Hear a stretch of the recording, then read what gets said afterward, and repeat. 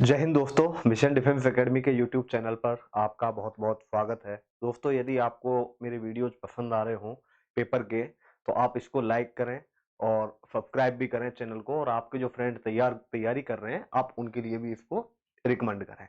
देखिए, मैं अभी जल्दी रेलवे ग्रुप डी का एग्जाम आ रहा है, तो उसके भी पेपर डालूंगा, लेकिन इससे पहले हम आर्मी के पेपर देख लेते हैं। देखिए बेटा, ये आर्मी का अभी जो 28 मार्च को बेंगलोर सेंटर पर एग्जाम हुआ था, ये उसका पेपर है। और ध्यान रखना, जो 28 मार्च का जो पेपर था, चाहे किसी भी सेंटर का था, वास्तव में बहुत ज्यादा टिपिकल था पेपर। बहुत ज्यादा टिपिकल क्वेश्चन पेपर आया था। मुझे भी 8-9 साल हो गए पढ़ाते पढ़ाते। एक या दो बार ही मैंने ऐसा देखा, एक तो 28 मार्च और एक और शायद 2018 में आया था शायद किसी सेंटर का पेपर, तो वो भी बहुत ज्यादा डिफिकल्ट था। तो देखिए, आज मैं एक अलग पेपर करवा रहा हूं। अभी ये जो पेपर है, यहाँ पे आपको दिखाई नहीं दे रहा है प्रॉपर तरीके से, तो इसलिए 28 मार्च के 3-4 पेपर हैं मेरे पास। वो अलग अलग सेंटर के हैं। सारे सेंटरों के पेपरों का लेवल बहुत अच्छा था, और मैं वो पेपर आपके लिए इस पेपर के बाद में सारे यही पेपर करवाऊंगा आपके लिए, बिल्कुल एज इट इज। जो पेपर आए हैं ये मैंने टाइपिंग के लिए दे दिए, ताकि अच्छे तरीके से आपको क्लियर दिख जाए। तो इसलिए हम देखो, ये पेपर अगले पेपर में करेंगे, पेपर नंबर 12 में। और 13, 14, 15 ये जितने भी पेपर होंगे आपके आने वाले, ये सारे पुराने ही पेपर होंगे। अब इसके बाद देखिए, हम ये पेपर सॉल्व करते हैं आगे। देखो, which is the deepest ocean in the world? दुनिया का सबसे गहरा सागर कौन सा है? देखो, मैं ये क्वेश्चन पहले भी आ चुका है एग्जाम में किसी में। तो दुनिया का सबसे गहरा महासागर प्रशांत महासागर है, और उस जगह को मेरियाना गर्त नाम से जानते हैं। मेरियाना गर्त, जो कि 11,022 मीटर, यानी कि लगभग मैं कहूं 11 किलोमीटर गहरी है। कौन सी है वो? मेरियाना गर्त, जो कि दुनिया का सबसे गहरा सागर है। इसके बाद चलिए आगे चलते हैं। राज्यसभा के एक सदस्य का कार्यकाल कितना होता है? देखो, राज्यसभा के बारे में मेनली आते हैं क्वेश्चन। राज्यसभा में सबसे पहले 250 सदस्य होते हैं, ध्यान रखना, जिसमें से 238 आपके राज्यों से आते हैं, और 12 आपका राष्ट्रपति नामित करता है विभिन्न क्षेत्रों से। और इसमें 1/3 सदस्य हैं, वो हर साल बदलते हैं। 1/3 सदस्य हर 2 साल में, सॉरी, 2 साल में बदलते हैं। 2 साल में बदलते हैं। और जो राज्यसभा के सदस्य हैं, उनका कार्यकाल होता है 6 वर्ष। ध्यान रखना, लोकसभा के सदस्यों का कार्यकाल, विधानसभा के सदस्यों का कार्यकाल 5 वर्ष होता है। लेकिन यदि क्वेश्चन आता है आपके पास राज्यसभा का, तो राज्यसभा के सदस्यों का जो कार्यकाल है वो आपका 6 वर्ष होता है। इसके बाद चलिए आगे। अंतरराष्ट्रीय न्यायालय के अध्यक्ष नियुक्त किए जाने वाले पहले भारतीय कौन थे? अंतरराष्ट्रीय न्यायालय के अध्यक्ष नियुक्त किए जाने पहले भारतीय आपके नगेंद्र सिंह हैं। कौन है आपके? नगेंद्र सिंह हैं, जो कि अंतरराष्ट्रीय न्यायालय के पहले भारतीय अध्यक्ष हैं। इसके बाद क्वेश्चन नंबर 4 पे आते हैं। कौन सा मानव अधिकार दिवस के रूप में मनाया जाता है? देखो, 24 अक्टूबर को आपका संयुक्त राष्ट्र संघ की स्थापना हुई। राष्ट्र संघ का स्थापना दिवस है ये, ध्यान रखना। संयुक्त राष्ट्र संघ का क्या है ये? स्थापना दिवस। इसके बाद 4 जुलाई, देखो 4 जुलाई को अमेरिका का इंडिपेंडेंस डे का स्वतंत्रता दिवस, अमेरिका का स्वतंत्रता दिवस है। और आपका जो 10 दिसंबर है, यह आपका मानव अधिकार दिवस के रूप में मनाया जाता है। तो ध्यान रखना, मानव अधिकार दिवस के रूप में कौन सा दिन मनाया जाता है? आपका 10 दिसंबर। अब देखो, चलते हैं आपका अगला question. India's biggest multipurpose reverse valley projected is? Bharat की सबसे बड़ी बहुउद्देशीय नदी घाटी परियोजना है। तो देखो, यहां पे आपके पास सबसे पहला ऑप्शन दिया है कि हीराकुंड। देखो, जो हीराकुंड है आपका सबसे पहला आता है हीराकुंड। देखो, हीराकुंड उड़ीसा में महानदी पर बना हुआ है। ये सबसे बड़ा बांध है, और सबसे लंबा बांध भी यही है आपका। सबसे लंबा, लगभग 25 किलोमीटर से भी ज्यादा लंबा बांध है। ध्यान रखना है, हीराकुंड है, महानदी पर बना हुआ है। इसके बाद आता है भाखड़ा नागल। देखो भाखड़ा नागल बांध आपका कहां पे बना हुआ है? जो भाखड़ा नागल बांध है ये आपका हिमाचल में है, बिलासपुर में। चल बिलासपुर भाखड़ा नागल बांध है। और ये जो भाखड़ा नागल परियोजना है ये भारत की सबसे बड़ी बहुउद्देशीय परियोजना है, जो कि पंजाब,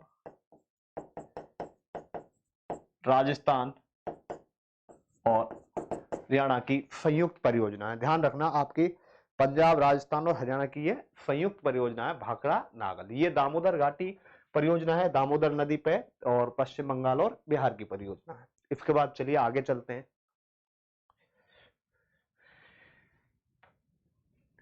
इन which state is Sanchi stupa situated?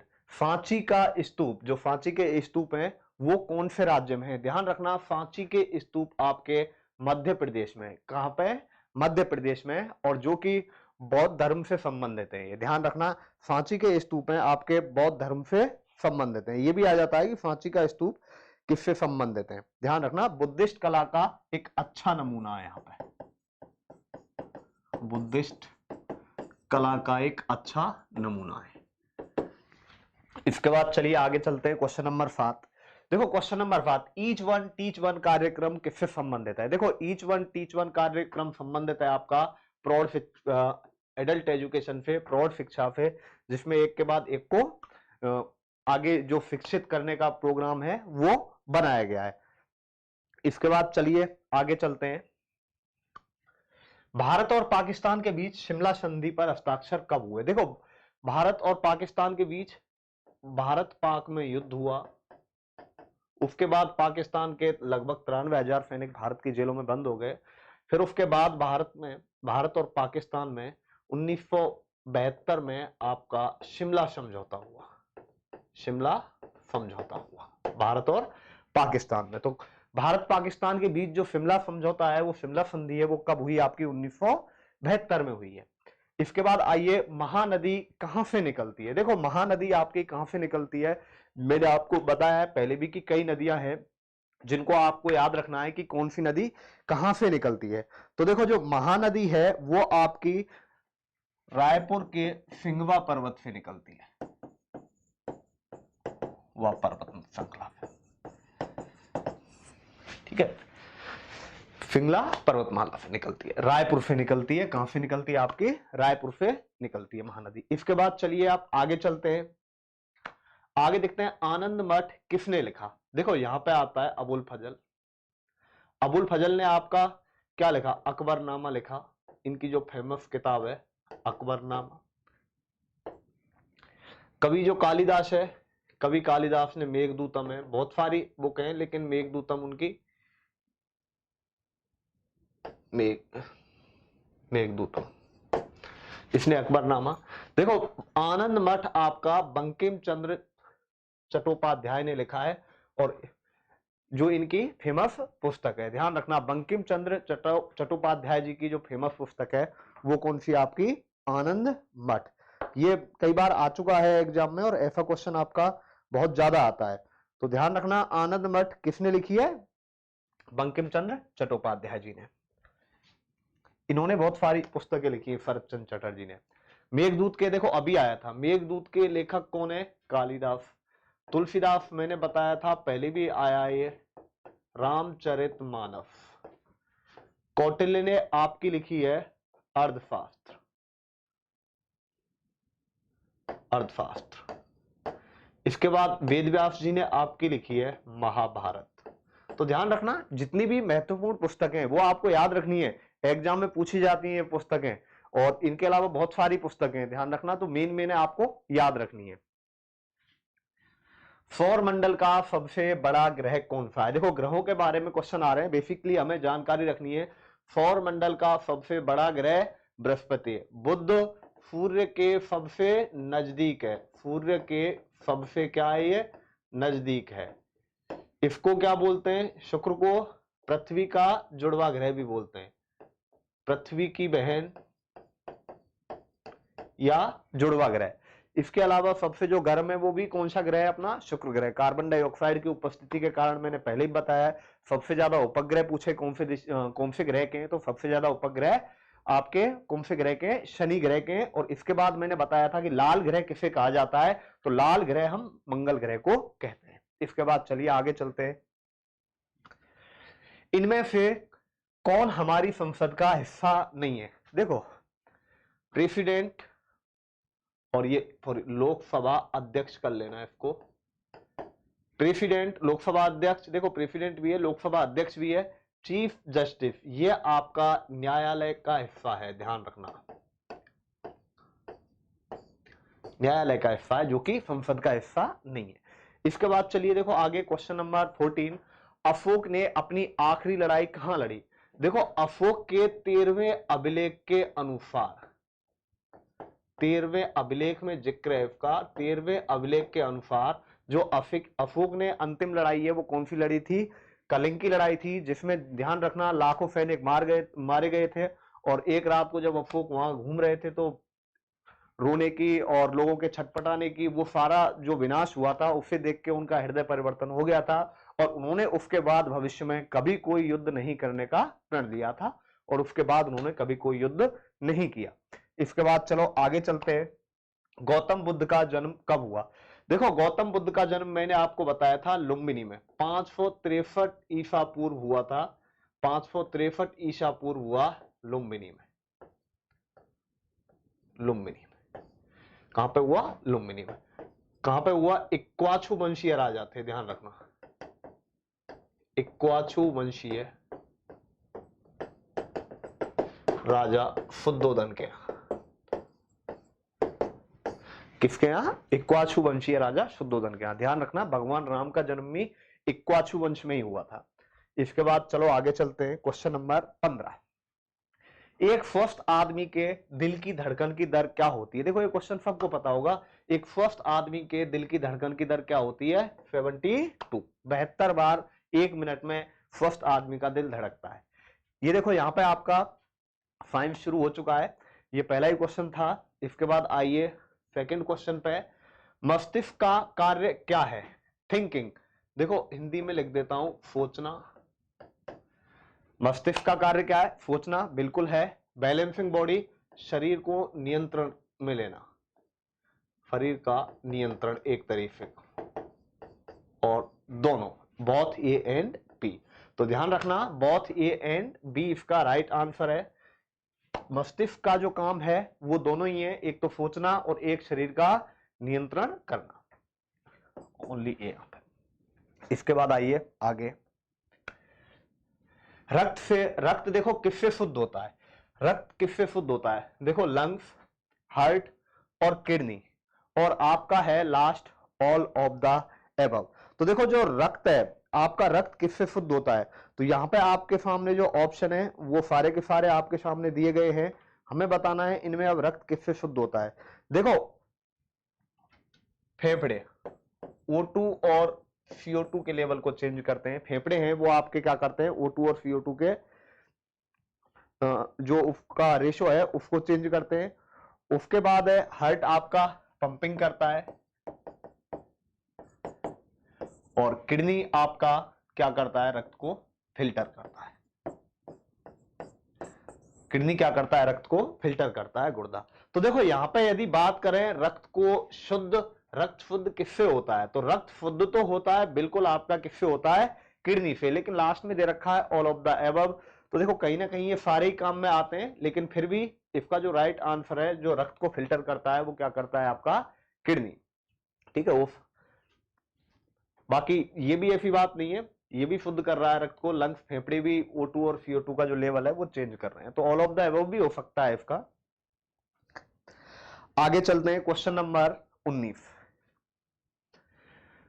तापमान दिखाने के लिए देखो जो थर्मामीटर होता है अपने पास, आपने देखा होगा थर्मामीटर है, उससे जो टेम्परेचर चेक करते हैं वो मर्करी होता है। उसमें क्या होता है? पारा होता है। पारे से है जो आपका टेम्परेचर चेक किया जाता है।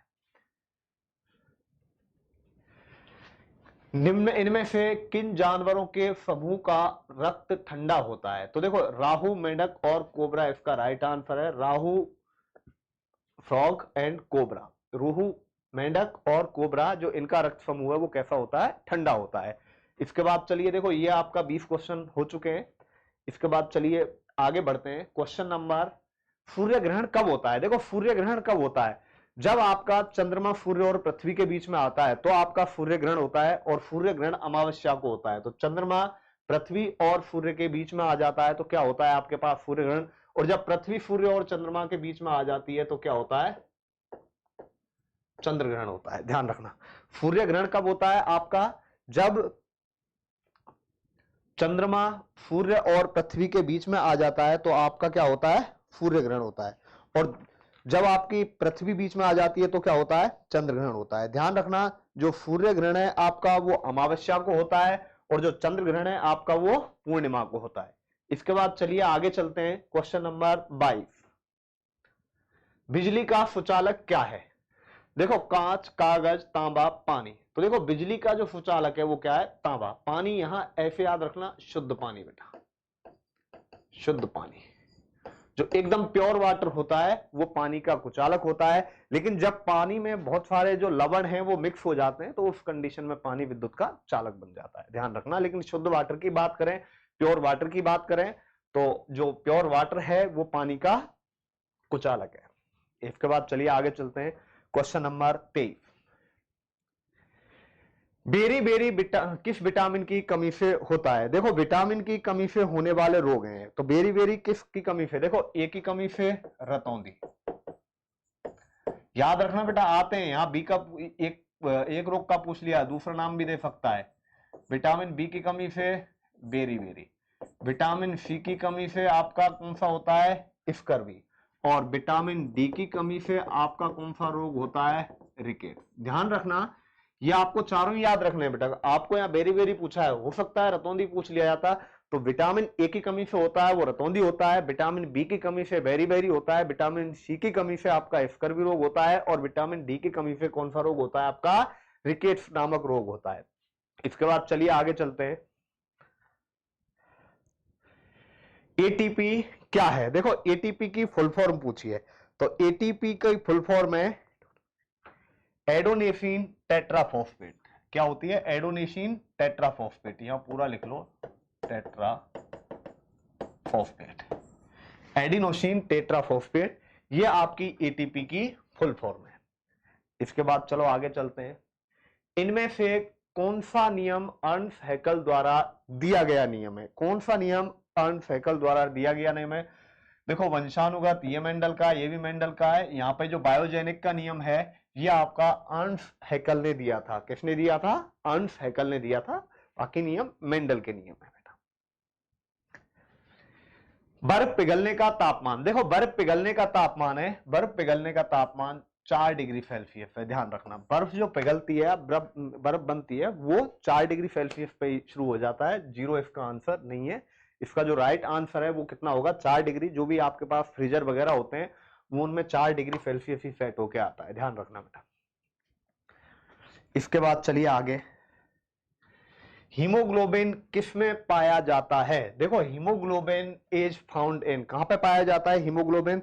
तो देखिए यहां पे इसके आपके सामने 4 ऑप्शन दिए गए हैं हीमोग्लोबिन के लिए। तो सबसे पहला है नस। देखो नसों में, वेन, इनमें अशुद्ध रक्त होता है आपका।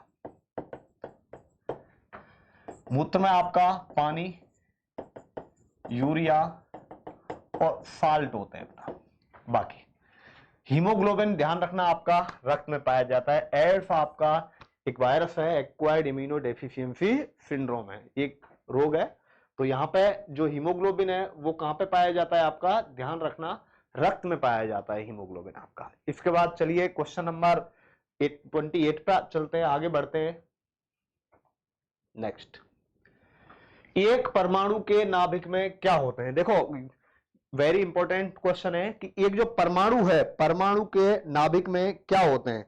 तो परमाणु के नाभिक में ध्यान रखना हमेशा प्रोटॉन और न्यूट्रॉन होते हैं, और इलेक्ट्रॉन उसके चारों ओर चक्कर लगाते हैं। तो परमाणु के नाभिक में पूछा जाए तो हमेशा ध्यान रखना प्रोटॉन और क्या होंगे, न्यूट्रॉन। आगे बढ़ते हैं। इसके बाद, पारे में मिले धातुओं के मिश्रण को क्या कहते हैं? ध्यान रखना, पारे में मिले मिश्रण के धातुओं को हम अमलगम बोलते हैं। क्या बोलते हैं, अमलगम बोलते हैं, जो कि पारे में मिले मिश्र धातुओं का मिश्रण होता है, उसको हम अमलगम बोलते हैं। इसके बाद चलिए आगे बढ़ते हैं, क्वेश्चन नंबर 30।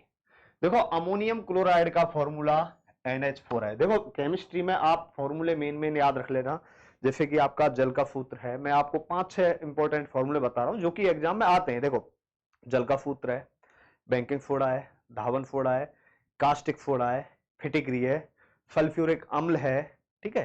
तो ये जो फॉर्मूले हैं, मैंने जो 6-7-8 फॉर्मूले बताए हैं, एसिटिक एसिड है और भी हैं कुछ एक मेन आपके 15-20 फॉर्मूले मेन है जो कि रिपीट होके वही आते हैं आपके लिए। तो केमिस्ट्री में आप जितने भी फॉर्मूले हैं 15-20 मेन आप उनको याद कर लेना, क्योंकि बहुत ज्यादा आर्मी के एग्जाम में वहां से क्वेश्चन पूछे जाते हैं। तो यहां पे देखो आप, ये जीके और जीएस का पोर्शन हमारा पूरा हो चुका है।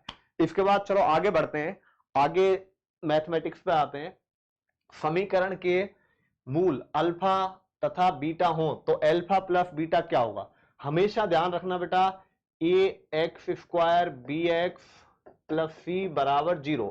ये कोई भी आपकी क्वाड्रेटिक इक्वेशन है, द्विघात समीकरण है, और अल्फा और बीटा इसके मूल हैं, तो अल्फा प्लस बीटा क्या होगा, मूलों का योगफल होगा, और मूलों का योगफल होता है -b/a। -b क्या है यहाँ पे, देखो a कितना है यहाँ पे 2, b कितना है बेटा -3, और c कितना है -12। मतलब x² का गुणांक है वो a हो गया, b का गुणांक वो x का गुणांक है वो b हो गया, और जो अचर पद है आपका वो क्या हो गया, वेरिएबल है जो आपका c हो जाएगा। तो यहां अल्फा प्लस बीटा पूछा है बेटा, -b/a। तो देखो -b/a है, यहां लिख देता हूं -b का मान क्या है, ऑलरेडी -3 है, और a का मान क्या है यहाँ पे 2, माइनस माइनस प्लस हो जाएगा, तो इसका जो राइट आंसर है वो क्या होगा 3/2। तो ध्यान रखना, यदि आपसे मूलों का गुणनफल पूछा जाता तो a गुणा b होता है c/a। तो ये आ जाते हैं कई बार, मूलों का योगफल क्या होगा और मूलों का गुणनफल क्या होगा। इसके अलावा आपसे पूछा जा सकता है कि दिए गए समीकरण के मूल क्या होंगे, तो वो कोई क्वेश्चन आएगा वहां पर डिस्कस करेंगे। एक व्यक्ति को उसके वेतन की 5% बढ़ोतरी मिलकर 252 रुपए हो जाती है, तो उसका पुराना, देखो बेटा क्वेश्चन के हिसाब से मान लेते हैं पुराना वेतन है उस आदमी का कितने रुपए 100। अब वेतन आपका 5% बढ़ गया है, तो बेटा बढ़ गया वेतन, तो आपके पास जो नया वेतन है वो क्या हो जाएगा बताओ, 105। कितना हो जाएगा 105। एक आदमी का पुराना वेतन मान लिया 100 है, वेतन 5% बढ़ गया, तो इस तरह से नया वेतन 105 हो गया। लेकिन यहां नया वेतन कितना है बेटा 252 है, जो कि बढ़ के हुआ है। तो हमसे पुराना वेतन पूछा है, हमें पुराना वेतन ज्ञात करना है। तो देखो पुराना वेतन कैसे ज्ञात करेंगे बेटा, लगा दो वैल्यू सिस्टम। यहाँ पे क्या है आपके पास 252 नया वेतन है, नए वेतन के नीचे आपका नया वेतन आ जाएगा। पुराना ज्ञात करना है तो गुणा में क्या कर देंगे हम 100 का गुणा कर देंगे। किसका गुणा कर देंगे बेटा 100 का गुणा कर देंगे। अब देखो इसको काटो, कट रहा है तो ये कट गया 21 बार 5 से, ये 5 से कट गया 20 बार, 21 से कम 21, और देखो यहां पे ये 21 से कम 21 से एक बार कट गया 42, और 21 दूनी 42, और 12 दूनी 24, कितना आ जाएगा बेटा 240। तो ध्यान रखना पुराना वेतन कितना आ जाएगा हमारा 240 रुपए। इसके बाद चलिए आगे चलते हैं, क्वेश्चन नंबर 33। 4 और 8 का तृतीयानुपाती, देखो 4 और 8 का जो तृतीयानुपाती है वो क्या होगा बेटा x। तो जो अनुपात 4 और 8 में है वही अनुपात 8 और x में होगा। अब इनका बाहर वालों का गुणा बराबर अंदर वालों का गुणा, 4x बराबर 64, तो x बराबर कितना आ गया बेटा 16। नहीं तो आप डायरेक्ट देखो 4 और 8 में संबंध क्या है, 4 दूनी 8, तो आगे क्या हो जाएगा बेटा 2 का गुणा कर देंगे, और 8 दूनी क्या आ जाएगा 16। 4 और 8 का तृतीयानुपाती पूछा है, 4 दूनी 8 और 8 दूनी क्या हो गया 16।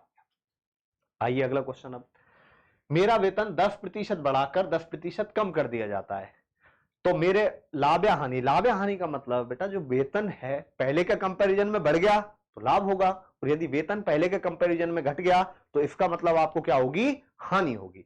तो देखिए वेतन मान लेते हैं, पहले उस व्यक्ति का वेतन कितना मान लिया हमने, 100। पहले बेटा 10% बढ़ा दो तो कितना हो गया, 110। अब आगे 10% कम कर दो तो 110 का 10% क्या आ जाएगा बताओ, 11।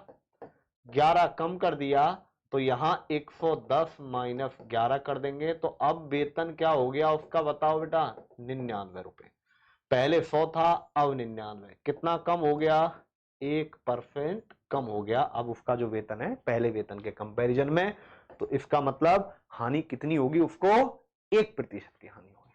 ऐसे ही चलते हैं बेटा अगला क्वेश्चन।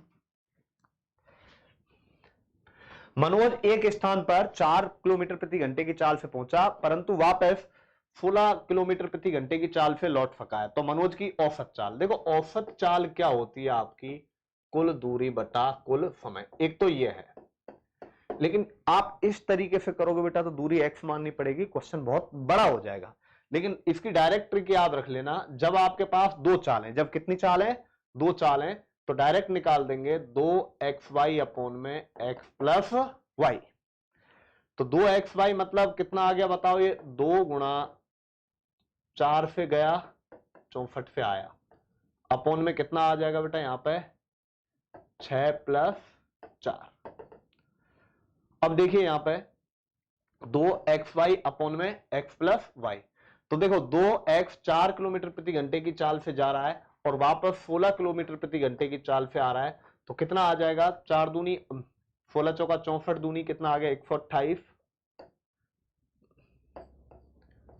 128 अपॉन में आ गया 10। तो इसका मतलब 12.8 इज द राइट आंसर। तो इसका 12.8 है। एक तरीका तो ये हो गया। दूसरा तरीका इसको करने का ये है कि देखो जाने में चाल कितनी है 4, आने में चाल कितनी है 16, इन दोनों का एलसीएम लेंगे बेटा, एलसीएम कितना आ गया इनका 16। तो ये एक साइड की दूरी आ गई, एक साइड की दूरी कितनी आ गई 16 किलोमीटर। अब 4 किलोमीटर प्रति घंटे की चाल से जा रहा है तो 16 किलोमीटर की दूरी 4 घंटे में और यहां 1 घंटे में। औसत चाल मैंने बताया बेटा कुल दूरी बटा कुल समय, तो कुल दूरी एक साइड की 16 है औसत चाल, तो दोनों साइड की 16 गुणा 2 और 4 और 1 किसका भाग दे देंगे यहां पे 5 का भाग दे देंगे। तो 4 और 1 16 दूनी कितना आ गया 32 बटा 5, तो इसका मतलब 6.4 आ गया, 6.4 आ गया। देखते हैं बेटा यहां कैसे गलती होगी भाई, यहां कैसे मिस्टेक हो रहा है। अच्छा ये 6 प्लस 4 कर दिया यहां पर, ओके ओके, दोबारा देखते हैं एक बार। देखो 2 गुणा 4 गुणा 16 बटे में 16 प्लस 4, तो यह आ जाएगा आपका बेटा 4 2 16 8 112 बटा में 20। तो ये भी आ जाएगा कितना आपका 16 चौका 64 दूनी 128 128 अपॉन में 20 आ जाएगा, कितना आ जाएगा आपका 6.4। तो इसका मतलब इसका जो राइट आंसर है वो क्या होगा 6.4 आ जाएगा। हमें इस तरीके से इसको करना है, वो पहले थोड़ा सा मिस्टेक हो गया था। तो 16 प्लस क्या कर देना है 4 कर देना है। फॉर्मूला है इसका आपको मैंने बताई आई है 2xy अपॉन में x प्लस वाई, ये आपका फॉर्मूला है जो कि हमें डायरेक्ट यहां पे लगा देना है। इसके बाद आओ 3 पुरुष या 6 स्त्रियां, या तो 3 पुरुष या 6 महिलाएं काम को 112 दिन में पूरा कर रही हैं। तो कुल काम बेटा, कुल काम पुरुषों के निकाल लो, 3 पुरुष 112 दिन में, तो कुल काम 112 गुणा 3 हो जाएगा, 112 गुणा 3 हो गया कुल काम। अब आपसे पूछा है कि उसी काम को 12 पुरुष प्लस 8 महिलाएं। अब यहां से देखो बेटा 3 पुरुष 6 महिलाओं के बराबर है, देखो 3 पुरुष 6 महिलाओं के बराबर है, तो 1 पुरुष 2 महिलाओं के बराबर हो जाएगा। 1 पुरुष कितनी महिलाओं के बराबर 2 महिलाओं के बराबर। तो यहां हमने काम देखो पुरुषों के हिसाब से निकाला है बेटा, 112 गुणा क्या किया है 3, तो काम पुरुषों के हिसाब से निकाला है, तो कुल काम 112 गुणा 3 है, तो 112 गुणा 3 काम करने हैं, 12 पुरुष और 8 महिला, तो ये 8 महिला बेटा कितने पुरुषों के बराबर हो गई? यहां से देखो 2 महिला 1 पुरुषों के बराबर है तो 4 पुरुष, और 12 पुरुष ये हो गए पहले से, तो कितने हो गए? 16 पुरुष। तो 16 का भाग दे देंगे, 16 सत्ते 112 और 7 तिया 21 दिन। तो जो इसका राइट आंसर है वो कितना आएगा अपना? 21 दिन आ जाएगा। कितने दिन आ जाएगा? 21 दिन आ जाएगा। इसके बाद चलिए आगे। एक साइकिल को 360 रुपए में बेचने पर 10% की हानि होती है। देखो 360 विक्रय मूल्य दिया है आपके पास, जब 10% की हानि है, 10% की हानि है मतलब आपने 100 में खरीदी और 90 में बेची। देखो 10% की हानि है, हमेशा ध्यान रखना हम क्रय मूल्य कितना मानेंगे? 100 मानेंगे। आपने साइकिल को 360 रुपए में बेचा है तो आपको 10% की हानि हुई है। 10% की हानि होने का मतलब है 90 रुपए में बेची है तो विक्रय मूल्य के नीचे विक्रय मूल्य आ गया। अब पूछिए आपसे कि साइकिल को कितने में बेचा जाए 10% का लाभ हो। अब देखो यहां पे 10% का लाभ ज्ञात करना है तो विक्रय मूल्य बताना है हमें कब, जबकि 10% का लाभ है और 10% के लाभ पे कितना हो जाएगा? 110। सीधा वैल्यू सिस्टम लगाएंगे, 360 में बेच रहा हूं, 10% की हानि हो रही है, 90 की वैल्यू है, हमें ज्ञात करनी है 110 की। तो 0 से 0 ये 4 बार कट गया और ये कितना आ जाएगा? 440 रुपए। ध्यान रखना सीधा सा क्वेश्चन है, 360 में बेच रहा हूं तो 10% की हानि हो रही है, तो 360 के नीचे क्या आ जाएगा? 10% की हानि मतलब 90 आ जाएगा। 10% का लाभ ज्ञात करना है तो गुणा में कितना कर देंगे हम? 110 कर देंगे। अगला 5% वार्षिक दर से कितने समय में कोई धनराशि दुगनी हो जाएगी? देखो पहला तरीका, मूलधन कितना मान लिया हमने? 100। मिश्रधन जो आपका अमाउंट है दुगनी हो रही है, कितनी हो रही है? दुगनी हो रही है, तो मतलब 200। दुगनी हो रही है मतलब कितनी हो रही है आपकी? 200 रुपए हो गई। अब यहां पे 5% वार्षिक दर से कितने समय में कोई धनराशि दुगनी हो जाएगी? आपने 100 रुपए उधार दिए, ये कितने रुपए होने चाहिए? 200 रुपए। आगे दिया है कितने प्रतिशत वार्षिक ब्याज की दर से? 5% आपकी ब्याज की दर है, यानी कि 1 वर्ष का ब्याज 5 है। तो हमें यहां पे बताना है बेटा समय टोटल ब्याज कितने रुपए का है? 100 का। 1 साल का 5 है तो 100 कितने साल का हो गया? 20 वर्ष का हो गया। तो इसका जो सही आंसर है वो क्या आ जाएगा आपका? 20 वर्ष आ जाएगा। इसके बाद चलिए आगे।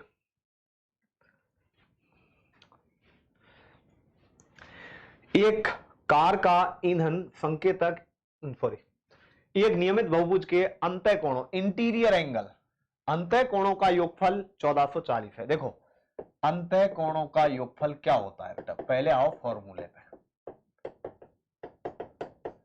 ये होता है आपका n-2 गुणा में 180, और ये कितने के बराबर दे रखा है? 1440 के बराबर। तो मैं कहूं बेटा n-2 बराबर 1440 बट्टा में 180। कितनी बार कट गया ये? 8 बार। और n बराबर 8 + 2 कितना? 10। तो कितनी भुजाएं होंगी उसमें? 10 होंगी। ध्यान रखना अंतः कोणों का योगफल है, फॉर्मूला होता है ये कि अंतः कोणों का जो योगफल है वो होता है n-2 गुणा में 180, और ये कितने के बराबर दे रखा है? 1440 के बराबर दे रखा है। तो 1440 बटा 180 गुणा में कितना हो जाएगा आपका? बराबर 1440 के, तो n-2 बराबर ये डिवाइडेशन में चला जाएगा 8 और +2 हो जाएगा 10। कितना हो जाएगा? 10। एक कार का ईंधन संकेतक ईंधन की पूरी खाली टंकी होने पर टंकी का 1/5 दर्शाता है। देखो हम मान लेते हैं बेटा टंकी की क्षमता कुल। देखो यहां पे टंकी का 1/5 भाग दर्शा रहा है, और जब टंकी की ईंधन में 22 लीटर पानी भर जाता है तो 3/4 भाग दर्शाता है।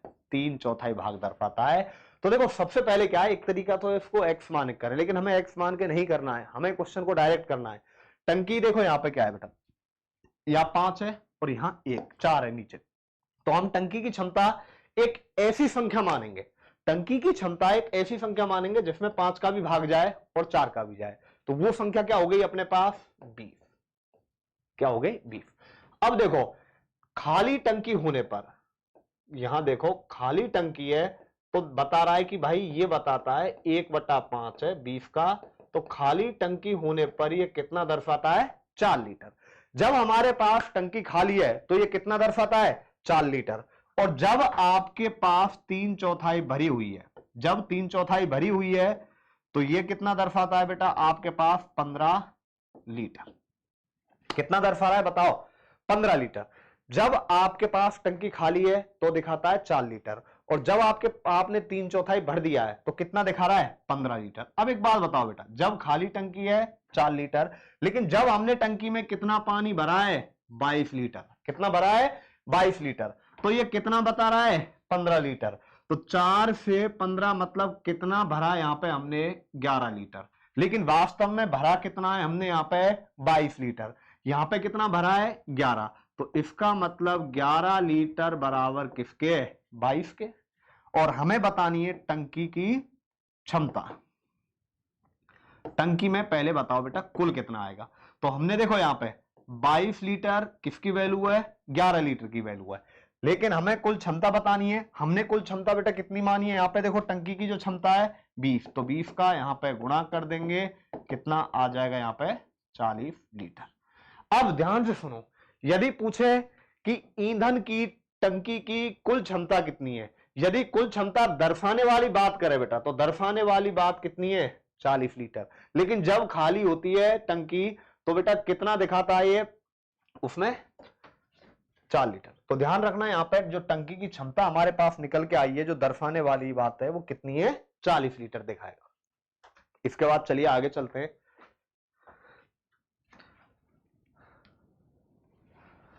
क्वेश्चन नंबर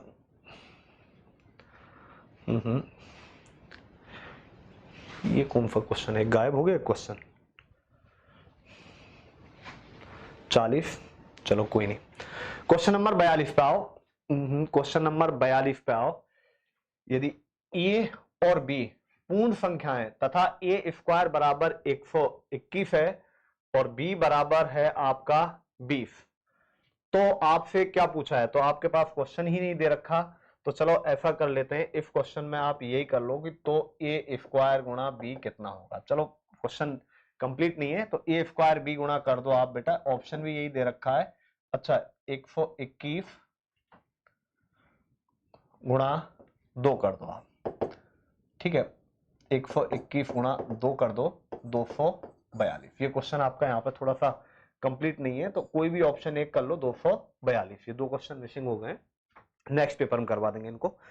यदि 20 किसी संख्या का 25% है, यदि 20 किसी संख्या का 25% है तो उस संख्या का 40% क्या होगा। इधर देख लो बेटा, यदि 20 किसी संख्या का 25% बराबर कितना है आपका 20 है, 25% कितना है 20, तो आपसे पूछा है उस संख्या का 40% कितना होगा।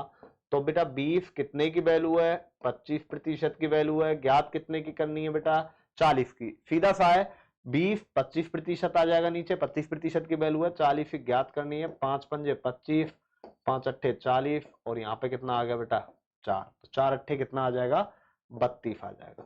तो उस संख्या का जो 40% है वो कितना होगा 32 आ जाएगा। तो आपका राइट आंसर क्या हो जाएगा 32। ट्रिग्नोमेट्री में ध्यान रखना बेटा, आप sine cos tan tan cot और आपका जो कोसेक है, पूरे 6 के 6 trigno, sine theta cos theta tan theta cot theta sec theta और कोसेक थीटा, इन सबके मान याद रखना।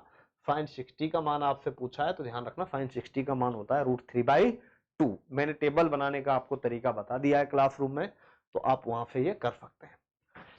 0.9 का वर्गमूल है, देखो 0.9 का वर्गमूल कैसे याद करेंगे, पहले आप ये देखो बेटा, सबसे पहले क्या करेंगे, यहाँ 0.9 भाग नहीं जा रहा, 0 बढ़ा दो, आपने 0 बढ़ाया। अब देखो ऐसी 0.9, आप एक बार पॉइंट को भूल जाओ बेटा, एक बार क्या करो पॉइंट को भूल जाओ आप, यहां पॉइंट को भूल जाओ एक बार, और 90 ले लिया हमने यहां पॉइंट बढ़ा के, तो 90 से ठीक छोटी वर्ग संख्या बताओ क्या है, 90 से ठीक छोटी वर्ग संख्या 81 है, कितने का है बेटा 9 का है, तो यहां पे एक 9 आ जाएगा, यहां पॉइंट है पॉइंट ले देंगे, यहां भी क्या आ जाएगा 0.9 आ जाएगा। अब देखो यहाँ पे 0.9 आ गया 81, फिर क्या बच गया यहाँ पे 9, मैं पॉइंट को नहीं ले रहा हूं बेटा, पॉइंट को एक बार मैं अब छोड़ ही रहा हूं, तो यहां भी 0.9 ऐड कर देंगे यहाँ पे, तो ये आ गया 1.8 आ गया। अब आगे देखो, यहां 2 जीरो फिर बढ़ाएंगे, ध्यान रखना जीरो बढ़ानी है हमें, तो डबल बढ़ाएंगे एक साथ, 2 जीरो बढ़ाएंगे। तो यहां पे देखो अब क्या करेंगे, 18 ही ले रहा हूं मैं इसको, 18 और 900 ही ले रहा हूं, ध्यान रखना बेटा, ठीक है। तो यहां 8 के आगे एक ऐसी संख्या लो, जैसे 181 गुणा पहले करो 1, तो 181, 181 गुणा 2 करेंगे तो भी 900 से छोटी है, तो ऐसे ही आप करो बेटा 184 गुणा 4, 4 चौका 16, 4 अट्ठे 32 और 1 33, 4 एकम 4, 4 और 3 7। अब आगे 185 गुणा 5 करेंगे तो बेटा डेफिनेटली इससे बड़ी संख्या आ जाएगी, तो 736, यहां पे कितना आ जाएगा, यहां पे 4 आ जाएगा। तो आगे मत करो, एक बार ऑप्शन में देख लो 0.94 ऐसा कुछ है क्या, तो 0.948 बिल्कुल है, ऑप्शन में आपके दे रखा है, तो इसका मतलब 0.948 इसका राइट आंसर होगा। ज्यादा पैनिक नहीं लेना है, गलती से भी 0.9 का बेटा 0.3 मत कर देना, क्योंकि आप 0.3 गुणा 0.3 करोगे तो ये 0.09 आ जाएगा, जो कि आपका क्या होगा, बिल्कुल गलत होगा। ऑप्शन में दे भी रखा है 0.3 या 0.03, तो इस तरीके का हमें बिल्कुल भी नहीं करना है। यदि दूध के लिए गाय, देखो दूध गाय, तो शहद कौन देती है, मधुमक्खी देती है, तो शहद के लिए आपका क्या हो जाएगा, मधुमक्खी। निम्न में से बेमेल छांटिए, देखो चेन्नई आपकी तमिलनाडु की राजधानी है, हैदराबाद आपकी भाई आंध्र प्रदेश की, वो तेलंगाना की राजधानी है, आंध्र प्रदेश की अमरावती बनेगा, तो ये लखनऊ आपका यूपी की है, तो कोचीन किसी की राजधानी नहीं है, तो इसका मतलब बेमेल क्या हो गया आपका, कोचीन। अब देखो यहां 9, 10, 14, 23, 39, देखो इसको करना है हमें, एक बार देखेंगे, एक का अंतर, यहां पे कितने का अंतर है, 4 का है, यहां पे कितने का अंतर है, देखो बेटा 9 का है, यहां पे कितने का अंतर है, 16 का है। तो देखो 1 का वर्ग, 2 का वर्ग, 3 का वर्ग, 4 का वर्ग, आगे किसका वर्ग, 5 का वर्ग और 25 का अंतर होगा, तो 25 जोड़ देंगे इसमें, तो कितना आ जाएगा आपके पास, 54।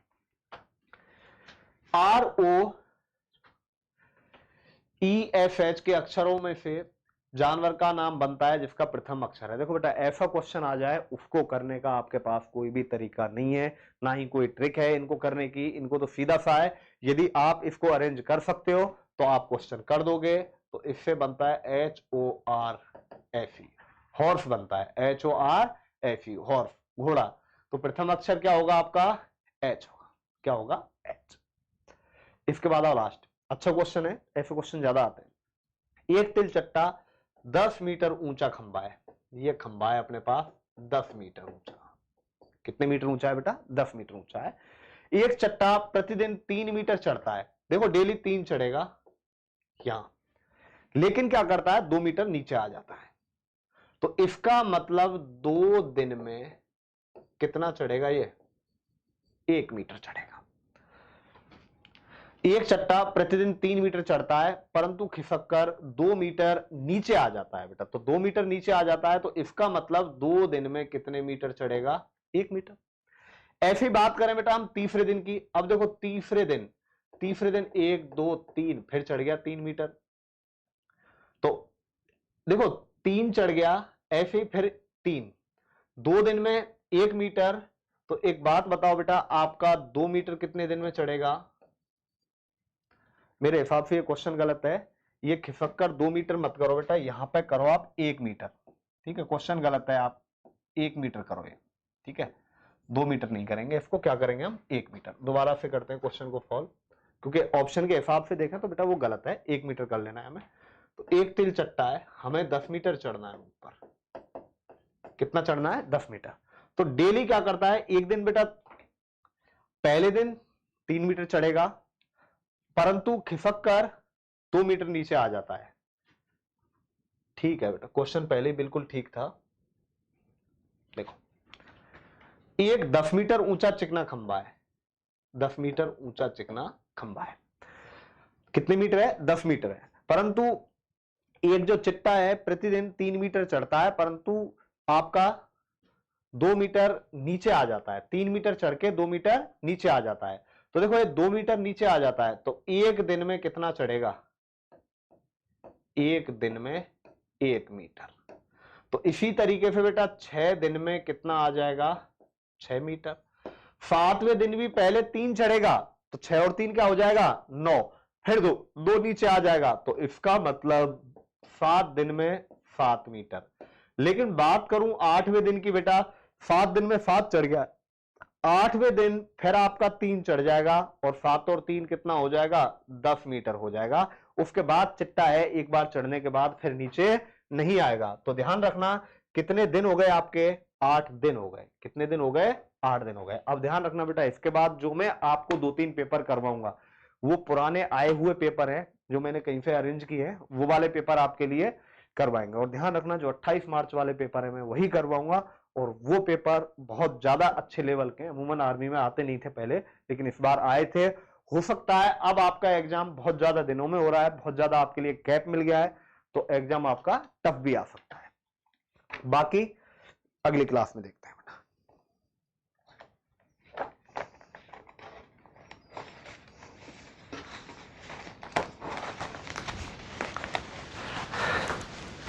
अरे मनदीप सर आ जाओ, कैंची और चलानी थोड़ी सी यार, 2 जगह।